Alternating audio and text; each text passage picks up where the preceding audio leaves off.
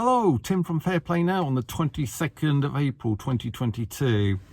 But I've got a story which is going to take you back about 10 years, because about 10 years ago, my wife Lorraine and I decided it'd be a pretty good thing to do to give blood for the blood transfusion service here in the UK. And we started doing that. Lorraine's still doing it to this day. Unfortunately, I'm not, and that's the story I'm going to tell you. So I'm actually at the place where I gave blood, just in their car park here right now, actually. But because it's like a community centre thing, and the car park's useful for when I do these videos. But yeah, we started going along. And I went along there for the first time and the second time, and I gave blood, no problems. It was, a good experience, and I came out with a really positive vibe, thinking like, yeah, I've done some real good here, it's brilliant. Third time I go in there, and not quite so straightforward. They were trying to find a vein in my arm, and having trouble doing so. And then the nurse who was clearly in charge of them all came up, saw the other lady was having problems, so she came up, and then she managed to get the needle into the right place, and I gave another pint, my third pint of blood. So off I went again. And then the fourth time I went there,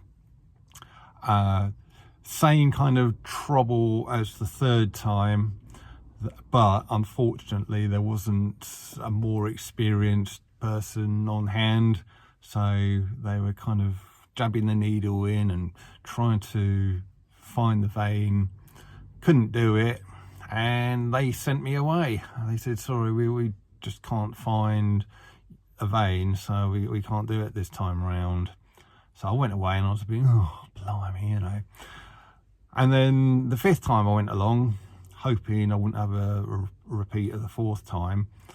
And they seemed to get the needle in fine. And I was lying there, and I saw the blood going down the tube, into the bag. And then the machine kind of started pinging away, and which it does when you've given enough blood, and it alerts the person looking after you to come and sort of stop the process. And they came up, and I sort of said, oh, that's good. That sort of didn't seem to take very long at all. And they said, oh no, it's just the opposite. You haven't, it's not pumping out blood fast enough. We're going to have to find another vein. And so they took the needle out of my arm, and they sort of like putting it into a sort of another place, jabbing it in again, and then the machine still wasn't happy, so they said, do you mind if we try the other arm? And I said, no, go for it. Just as well, I'm not particularly squeamish about needles, isn't it? But they tried it in the other arm and still couldn't get any blood out of me. And eventually this guy, who was clearly the guy in charge, came up and said, look, I've noticed last couple of times you've been here, we've had trouble sort of finding a vein, and obviously this time we've had the same kind of problem again. And much as we hate doing this, I think we're going to have to just suggest you don't come back and give blood ever again, because sadly in the old days we used to have proper nurses who were able to, they're able to find a vein no matter what, or pretty much no matter what. But the people they have in the blood service now aren't quite so well trained as that, so if they have problems they can't sort of do what's required. So sadly we got to turn you away. And I was gutted, I tell you, because it was just such a nice thing to do. You really felt like you were helping your fellow human being, and you sort of come away from giving blood with a real buzz. And yeah, I must say I was pretty gutted. And you might be wondering what I'm building up to here, what the point of this story is, because there is a point to it. And I'm just wondering if, bearing in mind what my status is with regard to that kind of business, whether, what's going to happen there. And first of all, what would happen if you were in the unfortunate position that you needed a transfusion? Because I don't think the November Hotel Sierra is kind of making any kind of distinction between getting blood out of the likes of me and you and people who have had that. And I don't know about you, but I'm not sure I really want, or I would really want sort of blood from someone who's had the treatment.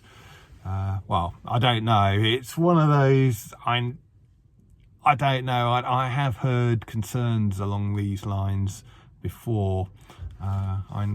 Would it mean that once you've got it in you, you're effectively sort of treated or what?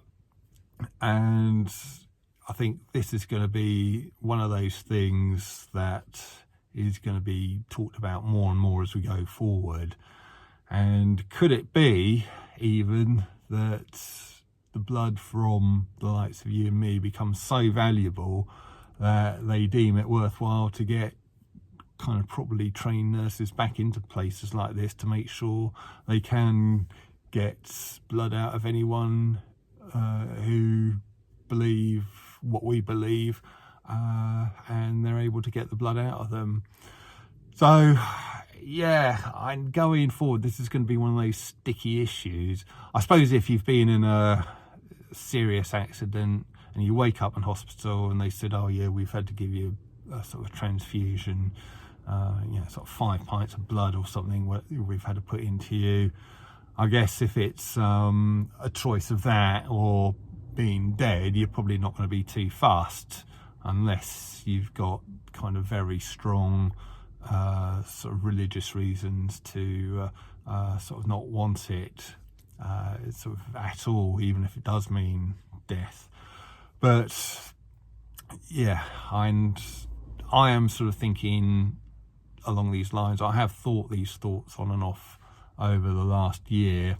I was first alerted to this kind of whole thing, because I hadn't thought of it before about this time last year, by that nurse who appears on UK column productions sometimes, this lady who's about 60, ex-nurse, and she sort of mentioned, well, what happens if you need a transfusion? And I thought, blimey, what does happen?